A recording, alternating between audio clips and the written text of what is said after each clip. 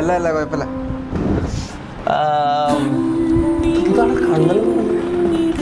ഞാൻ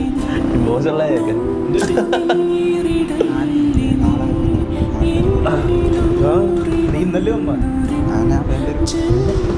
നാളെ ഒന്ന് നാട്ടിൽ പിടിച്ചോട്ടെ. അല്ല വേറെ ഒന്നല്ല, എൻ്റെ വലിയ മരിച്ചു.